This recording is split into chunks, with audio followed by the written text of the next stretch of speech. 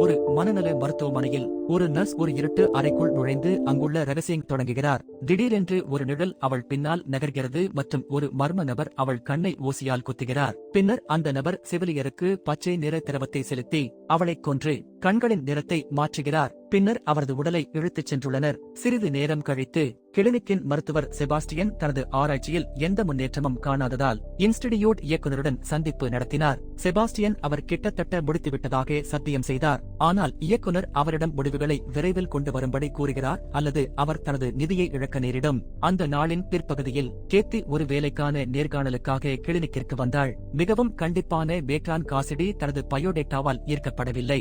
மேலும் செபாஸ்டியன் தனது அறிவை சரிபார்க்க சில கேள்விகளை கேட்கிறார். கேத்தி சரியாக பதிலளித்த பிறகு டாக்டரிடம் தனது வேலையை எப்படி செய்வது என்று கூற மாட்டேன் என்று உறுதியளித்த பிறகு அவள் வேலைக்கு அமர்த்தப்படுகிறாள். பின்னர் கேத்திக்கு ஒரு சீருடை வழங்கப்பட்டது மற்றும் சக செவிலியர் பவுலா அவளிடம் முந்தைய செவிலியர் நீண்ட காலம் நீடிக்கவில்லை என்று கூறுகிறார். பவுலா கேத்திக்கு அந்த இடத்தை சுற்றி பார்த்து காசிடி செபாஸ்டியனின் மகள் என்பதை வெளிப்படுத்துகிறார். அவள் திருமணமானவள், ஆனால் அவளுடைய கணவன் தன்னைத்தானே நீக்கிவிட்டான். செபாஸ்டியனின் ஆய்வகம் வரம்பற்றது என்று கேத்திக்கு கற்பிக்கிறாள். அடுத்து கேத்தி அனைத்து கோமா நோயாளிகளுடன் இரண்டாவது மாடிக்கு அழைத்துச் செல்லப்படுகிறார். அவர்கள் பார்வையாளர்கள் யாரும் வரமாட்டார்கள். அவர்கள் மிகவும் உடல்நிலை சரியில்லாமல் இருப்பதை கேத்தி கவனிக்கிறார். மேலும் ஒரு நோயாளி திடீரென்று நடுங்கும் போது திடுக்கிடுகிறார். ஆனால் இது ஒரு தன்னிச்சையான தசை எதிர்வினை. பவுலா காசிடியின் அலுவலகத்திற்கு அழைக்கப்பட்ட பிறகு கேத்தி தனியாக அலைந்து திரிந்து 15வது அறையில் ஒரு கோமா நோயாளியை கண்டாள். மற்றவர்களைப் போலல்லாமல் அவர் மிகவும் ஆரோக்கியமாக இருக்கிறார் மற்றும் அவரது கண்கள் திறந்திருக்கும். பவுலா திரும்பி வரும்போது அவன் பெயர் பேட்ரிக் என்றும் செபாஸ்டியனின் சிறப்பு திட்டம் என்பதால் அவன் நன்றாக தெரிகிறான் என்றும் விளக்கினாள். கேத்தி ஹலோ சொல்ல சாய்ந்தாள். பேட்ரிக் அவள் மீது எச்சில் துப்பினான். ஆனால் மீண்டும் ஒரு முறை இது தன்னிச்சையான எதிர்வினை என்று பவுலா விளக்குகிறார். பின்னர் கேத்தி ஒரு விசித்திரமான சத்தத்தை கேட்டு ஒரு மனிதன் நடந்து செல்வதை கவனிக்க அவள் அவனை தடுக்க விரைந்தாள். அவன் திரும்பி பார்க்கையில் மிகவும் வடுவான முகம் வெளிப்படுகிறது. பவுலா வந்து கேத்தியிடம் அவரை விடுவிக்கும்படி கூறுகிறார். அதுதான் மிஸ்டர் ஃப்ரேசர் என்றும் அவர் சுற்றித் திரிய அனுமதிக்கப்பட்டார் என்றும் விளக்கினார். அவர் மின்சார வெடிப்பில் இருந்து தப்பினார் மற்றும் செபாஸ்டியன் அவரை கோமாவிலிருந்து மீட்டெடுத்தார். கேத்தியின் விசித்திரமான அலாரம் சத்தம் கேட்டு மனிதனின் கடிகாரங்களின் தொகுப்பை காட்ட கேத்தியை ஃப்ரேசரின் அறைக்கு அழைத்துச் செல்கிறாள் பவுலா. ஒவ்வொரு நாளும் மாலை 7 மணிக்கு ஃப்ரேசர் அருகில் ஒரு கலங்கரை விளக்கத்தை இயக்குகிறார். இது செபாஸ்டியனின் யோசனையாக இருந்தது. கேத்தி வீட்டிற்குச் சென்றதும் அவள் முன்னாள்விடமிருந்து அழைப்பு வந்து அதை அலட்சியப்படுத்துகிறாள். திடீரென்று அவள் வாசலில் யாரோ ஒருவரால் திடுக்கிட்டாள். ஆனால் அது பாலா அவளை குடிப்பதற்கு அழைத்துச் செல்கிறாள். பாரில் வானொலி நிகழ்ச்சி நடத்தும் பிரையன் என்ற மனநல மருத்துவரை சந்திக்கிறார்கள். கேத்தி விரைவில் அவன் மீது ஆர்வம் காட்டுகிறாள். அடுத்த நாள் கோமா நோயாளிகளில் ஒருவர் இறந்து விடுகிறார். கேத்தி அவரை பிணவரைக்கு அழைத்துச் செல்ல வேண்டும். அதனால் அவள் லிப்டை பயன்படுத்துகிறாள். அவளுக்கு அதிர்ச்சியாக நோயாளி சுவாசிக்கத் தொடங்குகிறார். திடீரென்று அவர் அவளை மூச்சு திணற வைக்கிறார். கேத்தி விடுதலை பெற போராடும் போது தவறுதலாக லிப்ட் பொத்தானை அழுத்தி அதை நிறுத்தினாள். சிறிது சிரமத்துடன் அவள் பட்டனை அடைந்து கடைசியாக அவள் கழுத்தில் இருந்து கையை அகற்றும் முன் லிப்டை மீண்டும் இயக்கினாள். அவர்கள் சவக்கிடங்கிற்கு செல்லும் போது நோயாளி உயிருடன் இருக்கிறார் என்று அவள் செபாஸ்டியனிடம் கூறுகிறாள். மருத்துவர் ஆச்சரியப்படவில்லை.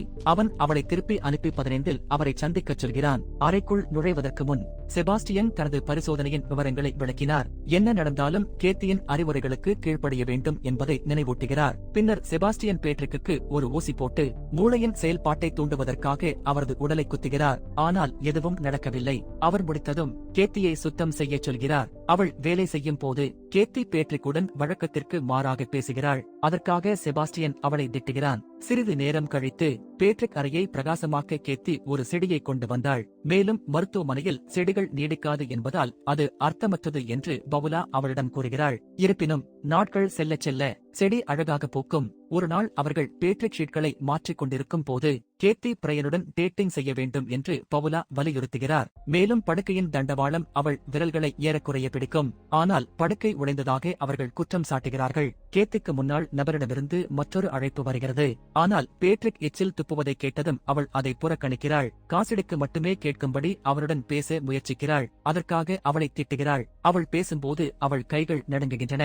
அவள் வைத்திருக்கும் தட்டில் இருந்து பொருட்களை இருந்து விடுகிறாள். வார இறுதியில் கேத்தி ஒரு அருங்காட்சியகத்தில் பிரையனை சந்திக்கிறாள். கோமா நிலையில் உள்ள நோயாளிகளின் விழிப்புணர்வு குறித்து அவரது தொழில்முறை கருத்தை அவர் கேட்கிறார். ஆனால் விருப்பமில்லாத இழப்புகள் அர்த்தமற்றவை என்று பிரையன் நினைக்கிறார். அவர் பேசிக் கொண்டிருக்கும் போது தெரியாத எண்ணில் இருந்து அழைப்பு வருகிறது, ஆனால் சரியான நேரத்தில் வரவில்லை. பின்னர் பிரையன் கேத்தியை ஒரு காபி குடிக்க அழைக்கிறார். அவள் ஆம் என்று சொன்னதும் பிரையன் அவள் மீது துப்பினார். என்ன நடந்தது என்று பிரையன் குழப்பத்துடன் பார்க்கும்போது வெறுப்படைந்த கேத்தி வெளியேறினாள். சில நாட்களுக்கு பிறகு ஃப்ரேசரின் கடிகாரங்கள் ஒலித்துக் கொண்டிருக்கும் போது கேத்தி நடந்து சென்று ஒரு நோயாளி உட்கார்ந்திருப்பதை கவனிக்கிறாள். இருப்பினும் அவள் அறைக்குள் நுழையும் போது நோயாளி சாதாரணமாக படுத்திருக்கிறார். ஒளி மினுமினுக்கும் போது கேத்தி தனக்கு பின்னால் ஒரு காட்சியைக் கண்டு திடுக்கிட அவள் தட்டை கீழே இறக்கினாள். அவள் தனக்கு பின்னால் எதையும் கண்டுபிடிக்கவில்லை மற்றும் தட்டை எடுக்கத் தொடங்குகிறாள். அதில் தோன்றியதன் பிரதிபலிப்பை மட்டுமே பார்க்கிறாள். ஆனால் அவள் திரும்பும் போது மீண்டும் எதுவும் இல்லை. அடுத்த முறை அவள் ஒரு வித்தியாசமான பிரதிபலிப்பை பார்க்கும்போது அது ஃப்ரேசர் சுற்றித் திரிகிறாள். மாலையில் பிரையன் கேத்தியை அவளது வீட்டிற்கு சென்று தான் செய்ததற்கு மன்னிப்பு கேட்கிறான். அந்த தருணம் தனக்கு நினைவில் இல்லை என்று ஒப்புக்கொண்டான். கேத்தியின் முன்னாள் வருகையால் குறுக்கிட அவர்கள் ஒன்றாக ஒரு அழகான இரவு உணவை முடித்துக் கொள்கிறார்கள். கேத்தி அவரிடம் கேட்கும்போது அவர் வெளியேற மறுத்துவிட்டார். ஆனால் பிரையன் அவளை பாதுகாக்க வரும்போது அவருக்கு வேறு வழியில்லை. தேதியை தொடர மிகவும் வருத்தப்பட்ட கேத்தி பிரையனையும் வெளியேறும்படி கேட்டுக்கொள்கிறாள்.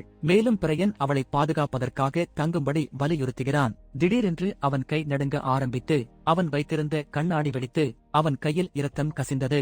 கேத்தி பிரையனை மருத்துவமனைக்கு அழைத்துச் சென்ற பிறகு அவள் காருக்கு திரும்புகிறாள். அவள் கை கதவை தட்டியது.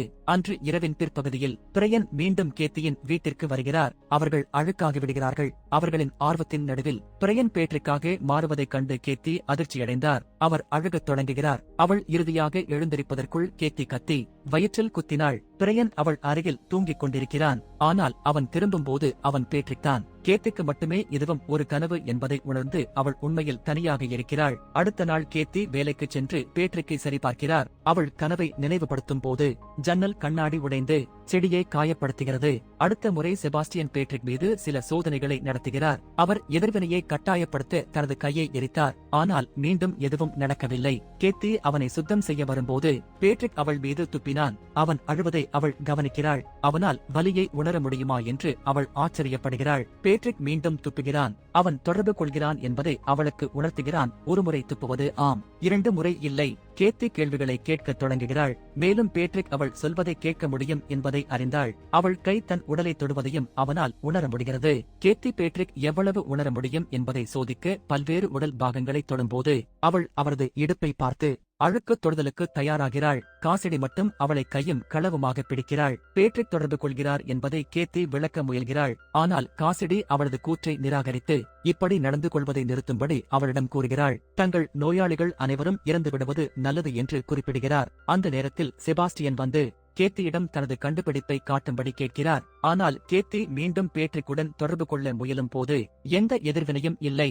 ஏமாற்றமடைந்த செபாஸ்டியன் அலுவலகத்தில் இருந்து தேரை எடுத்து மூளையில் கத்தியால் குத்திக் கொன்றுவிட்டு மின்சாரம் தாக்கி நகர வைக்கிறார். இது தன்னிச்சையான தசை எதிர்வினைகள் எதையும் குறிக்காது என்பதை கேத்திக்கு கற்பிக்க வேண்டும். மாலையில் காசிடி பேட்ரிக்கின் அறைக்குள் நுழைய முயற்சிக்கிறார். ஆனால் அவரது கண்கள் திடீரென்று மாறியது மற்றும் கதவு தானாகவே சாத்துகிறது. பேட்ரிக் அமானுஷ்ய சக்திகளை கொண்டுள்ளார். அதை அவர் அறையில் உள்ள கணினியில் பயன்படுத்தி சமூக ஊடகங்களில் கேத்தியை பின்தொடர்கிறார். அடுத்த நாள் செபாஸ்டியன் மீண்டும் பேட்ரிக் மீது சோதனைகளை நடத்துகிறார். பின்னர் அவர் பதிவு செய்த குறிப்புகளை படியெடுக்குமாறு கேத்தியிடம் கேட்கிறார். கேத்தி தனியாக இருக்கும்போது அவர் ஏன் செபாஸ்டியனுக்கு முன் பதிலளிக்கவில்லை என்று பேட்ரிக் கேட்கிறார். மேலும் ரகசியம் என்ற வார்த்தை 3 முறை தோன்றும். அந்த நேரத்தில் பாலா கேத்தியிடம் உதவி கேட்க வருகிறார். வார்த்தைகள் மறைந்துவிடும். அடுத்த முறை செபாஸ்டியன் பேட்ரிக் மீது தனது சோதனைகளை செய்யும் போது தலையில் மின்சாரம் தாக்க ஒரு சாதனத்தை பயன்படுத்துகிறார். கேத்தி அதை மனிதாபிமானமற்றதாக கருதியதால் உடனடியாக எதிர்ப்பு தெரிவிக்கிறார். ஆனால் செபாஸ்டியன் அவர் முதலாளி என்பதால் அவரது இடத்தில் இருக்க நினைவூட்டுகிறார். இறுதியில் இந்த முறை பேட்ரிக்கின் எதிர்வினையை பெறவில்லை. சிறிது நேரம் கழித்து கேத்தி எட்டை சந்திக்கிறார். அவர்கள் மீண்டும் ஒரு உறவை முயற்சிக்க ஒப்புக்கொள்கிறார்கள். கிளினிக்கில் பேட்ரிக் தனது சக்தியை பயன்படுத்தி எட்டின் எண்ணெய் இணையத்தில் தேடி அவரை அழைக்கிறார். திரையில் தெரியாத எண் என்ற வார்த்தைகளை பார்த்தவுடன் பேட்ரிக் தனது மனதை கட்டுப்படுத்தி அடுப்பில் கைகளை எரிக்கும்படி எட்டை கட்டாயப்படுத்துகிறார். கேத்தி அதிலிருந்து வெளியே வந்து அவனை மருத்துவமனைக்கு அழைத்துச் செல்ல உதவுகிறாள். அங்கு கைகளில் நரம்புகள் எதுவும் இல்லை என்று மருத்துவர் அவளுக்கு தெரிவித்தார். பின்னர் வேலையில் கேத்தி பேட்ரிக்கை சந்திக்கிறார். அவர் கணினியில் தட்டச்சு செய்வதன் மூலம் தொடர்பு கொள்ளத் தொடங்குகிறார். அவர் அவளை இன்னும் கேட்க முடியும் என்று உறுதியளிக்கிறார். ஆனால் அவர் தனது ரகசியத்தை செபாஸ்டியனுடன் பகிர்ந்து கொள்ள மறுக்கிறார். கேத்தி வீட்டிற்கு சென்றதும் அமானுஷ்ய சக்திகளை ஆராய முயற்சிக்கிறாள். ஆனால் அது உண்மையல்ல என்று இணையம் கூறுகிறது.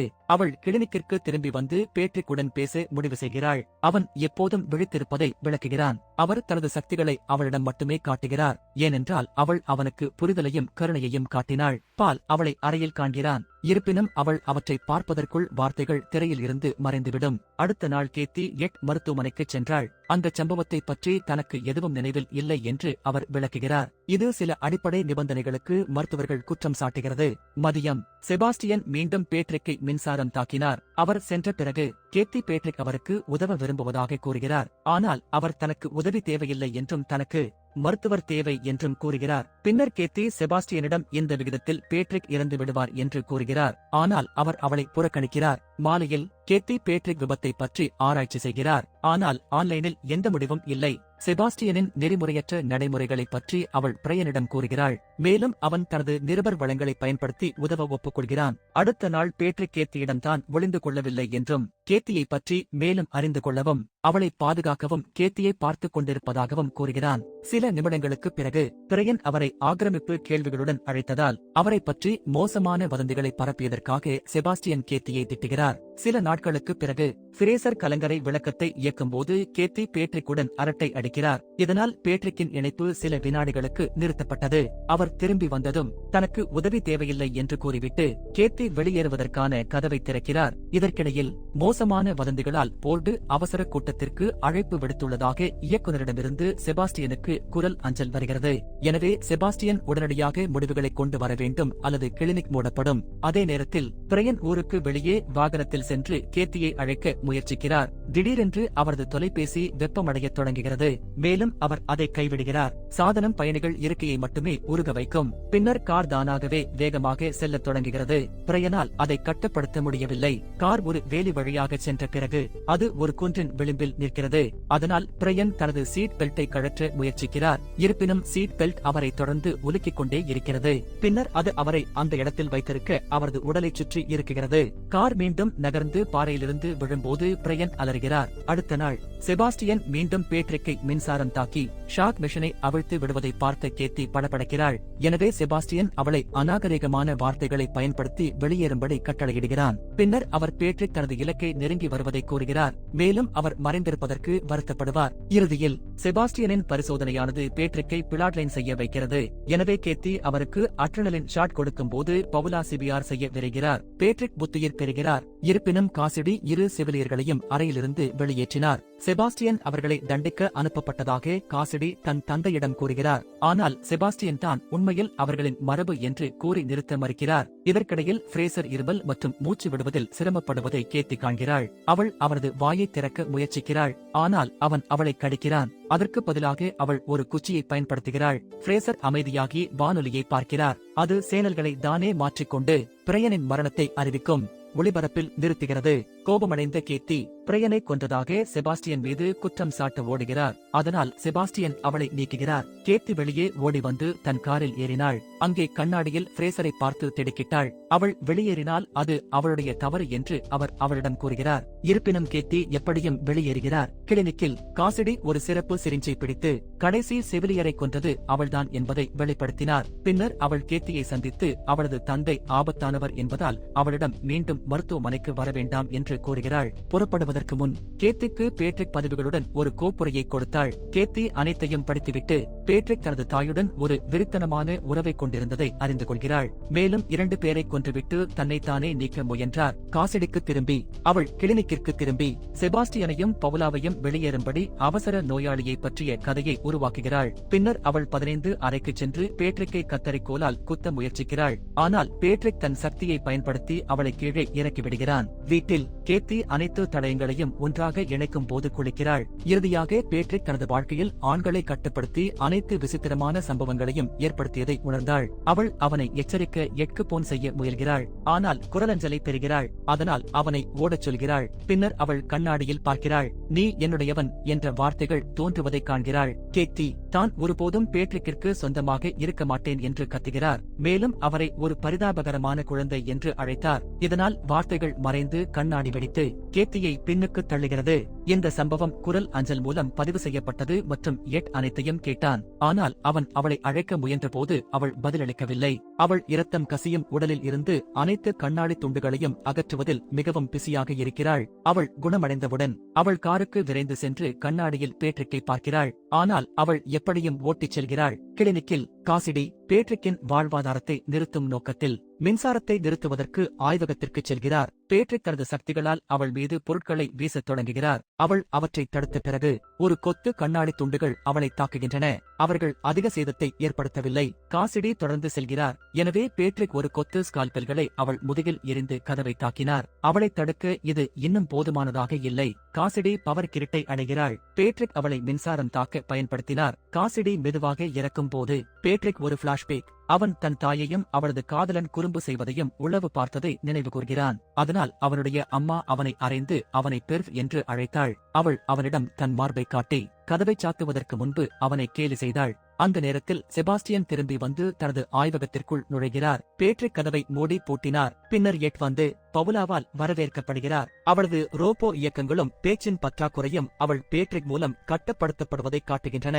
அவள் எட்டை வேறொரு அறைக்கு அழைத்துச் சென்று பெரிய உறைவிப்பாளரை திறக்கிறாள். அங்கு அவள் எட்டை உள்ளே தள்ளி பூட்டுகிறாள். விரைவில் கேத்தியும் வந்தாள். கதவை தொடும்போது மின்சாரம் தாக்கி அவளை பின்னுக்கு தள்ளுகிறது.